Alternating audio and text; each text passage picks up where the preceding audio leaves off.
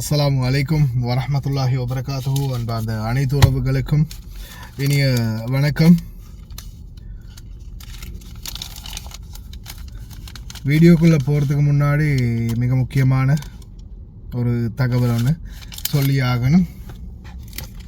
இதில் இப்போ நீங்கள் பார்க்கக்கூடிய இந்த காட்சி இது வந்து பார்த்திங்கன்னா இந்த பணக்கட்டு அப்படி ஒரு வீட்டில் வேலை செய்யக்கூடிய பணிப்பெண்ணுக்கு கிடைச்ச பணம் அவ்வளோ சரியா. இதில் வந்து 10 தினார்கள் இருக்குது, 10 தினார்கள் இருக்குது. அதே மாதிரி 5 தினார்கள் இருக்குது.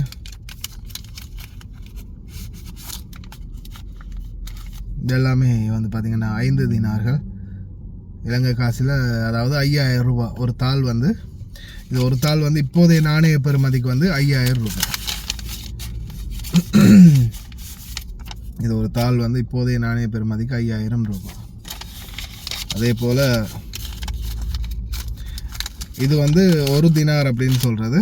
ஒரு தினார் வெயில் அதிகமாக இருக்குதோ.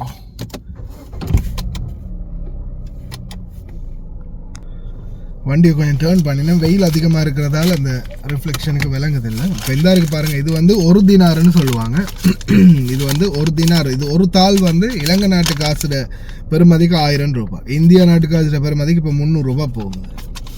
இப்போ இது கிட்டத்தட்ட அவங்களுக்கு ஒரு 180 தினார், அதாவது இலங்கை நாட்டு காசில் 1,80,000 ரூபா காசு வந்து சேர்ந்துருக்குது. இது வந்து வளமையாக எங்களுக்கு ரெகுலராக வந்து எங்கள் வீட்டில் பொதுவாகவே ஒரு 250லேருந்து 300 தினார் வரைக்கும் நோன்பு பெருநாளைக்கும் ஹஜ்ஜி பெருநாளைக்கும் ஒரு 200 ரூபா, வருஷத்துக்கு ஒரு 500 தினார் எதிர்பார்க்கலாம். பெருநாள் காசு மட்டும் கிடைக்கிறது. இது வந்து இப்போ இந்த எங்களுடைய வீட்டு ஹவுஸ்மேடுக்கு கிடைச்சது. என்னுடைய காசு வந்து நான் இப்போ கேமரா வாங்கினது, இந்த ஃபோன் ரிப்பேர் பண்ணுறது, கேமரா அது இதுன்னு கொஞ்சம் செலவுகள் இருந்துச்சு. கட்ட வேண்டிய காசு இருந்துச்சு, அதுகளை கட்டினேன். வண்டிக்கு முக்காலப்போ கட்டினேன். நம்மளுடைய காசு அப்படியோ முடிஞ்சு போச்சு. சந்தோஷம், ஏதோ நல்ல வழியிலே அது செலவு பண்ணியாச்சு. இப்போது இதில் வந்து 1,80,000 இருக்குது. இதை வந்து வீட்டில் வேலை செய்யக்கூடிய சகோதரி, இதுவும் வந்து அவங்களும் ஆரம்ப காலத்துலேருந்து அனுப்பிக்கிட்டே இருந்தாங்க. வீட்டுக்கு இருந்து அனுப்புறது. கொஞ்சம் நான் வந்து அந்த புத்திமதிகளை சொன்ன பிறகு ஏதோ அவங்களோட அக்கௌண்ட்டில் போட்டு வச்சுருக்குறாங்க. இப்போ ஒரு 2-3 வருடமாக அல்லது 4 வருடமாக நான் நினைக்கிறேன். வந்து அவங்க வந்து 18 வருடமாகுது. இப்போ நம்ம புத்திமதி சொல்ல ஆரம்பித்ததுலேருந்து ஒரு 4-5 வருடமாக அவங்க வந்து அவங்களோட அக்கௌண்ட்டில் போட்டுருக்குறாங்க. இப்போ நான் நினைக்கிறேன் ஒரு சகோதரி வந்து எப்படியுமே ஒரு 3-4 லட்ச ரூபா சேர்த்துருப்பாங்க. இது இந்தியா காசு நான் சொல்கிறது, ஏன்னா இந்தியர்கள் தான் நம்ம வீட்டில் வேலை பார்க்குறாங்க. இலங்கை காசுக்குன்னா நான் நினைக்கிறேன் அவங்க அப்போதைக்கு வரைக்கும் சேர்த்ததுக்கு இப்போ இருக்க ஒரு 20-லேருந்து 25-30 லட்சம் வந்திருக்கும். இந்தியா காசுன்றபடியால் நான் நினைக்கிறேன் ஒரு பெரிய அந்த பழைய வேலை செய்கிற பழைய ஆள் இருக்கிறாங்க. அவங்க வந்து எப்படியுமே ஒரு 4 லட்ச ரூபா சரி 5 லட்ச ரூபா சரி சேர்த்துருப்பாங்க. புதுசாக வந்தவங்களும் ஒரு 2 லட்சம் 2 லட்சம் வரைக்கும் சேர்த்துருப்பாங்க. அதாவது அவங்க அந்த பணம் சேமித்ததுக்கு காரணம் அந்த ஆரம்ப காலத்துலேருந்து ஒரு தூண்டுகோல் இல்லை. அவங்க வந்து எடுக்கிறது பணத்தை அப்புறம் தங்கச்சிக்கு அனுப்புறது, அக்காக்கு கொடுக்கறது நம்ம மற்ற டைமில் நம்ம சம்பளம் எடுக்கும்போது கொடுக்குறோம். ஆனால் இந்த காசு வந்து பெருநாள் காலங்களில் கிடைக்கக்கூடிய காசு வந்து இது ஒரு எக்ஸ்ட்ரா, நம்மளுக்கு இது ஒரு சம்பந்தமே இல்லாத காசு இல்லையா. இது வந்து பெருநாள் காலங்களில் கிடைக்கும்போது எக்ஸ்ட்ராவாக கிடைக்கிறது. நம்மளோட உழைப்புக்கும் நம்ம செஞ்ச வேலையும் தாண்டி நம்மளுக்கு அந்த ஃபேமிலிகள் நிறைய மெம்பர்ஸ்கள் வருவாங்க, சாப்பாட்டுக்கு வருவாங்க, அங்கே இங்கே நம்ம போவோம். அந்த மாதிரி டைமில் கிடைக்கக்கூடிய காசு.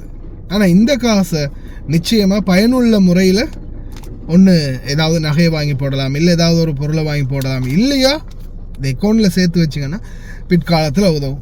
வெளிநாடு வாழ் தொழிலாளர்கள் நிறைய பேர் வந்து இந்த பெருநாள் காசு கிடைச்சாலும் அதையும் வந்து வேஸ்ட்டாக செலவு பண்ணுறீங்க. முடிந்த வரைக்கும் சேமிக்க பாருங்கள். எல்லா நாளும் இந்த நாடுகள்லேயே நம்ம இருக்க முடியாது. நம்ம நாட்டுக்கு போன பிறகு நிச்சயமாக யூஸ்ஃபுல்லாகும். ரொம்ப கவனம் சொல்லக்கூடிய நானும் அதுக்கப்புறமா தான் சிந்தனை வந்து கொஞ்சம் சேர்க்க ஆரம்பிச்சிருக்கிறோம். இனி வரும் காலமிலாவது கொஞ்சமாவது நம்மளுக்குன்னு ஏதாவது சேர்த்து வச்சுக்குவோம்.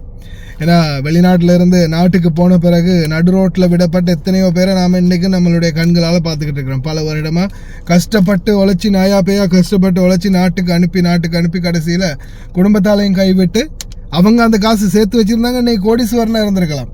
ஆனால் குடும்பம் எல்லாருக்குமே அனுப்பி கடைசி வரைக்கும் அவங்களுக்குன்னு ₹1 சேர்த்து வைக்காததால் இன்றைக்கி நடுத்தருவில் நிற்கிறாங்க. அதே நேரம் உங்களுக்கும் வரக்கூடாது அப்படின்றதால வெளிநாடு வாழ் சொந்தங்களே சிந்திச்சு செயல்படுங்க. அஸ்ஸலாமு அலைக்கும்.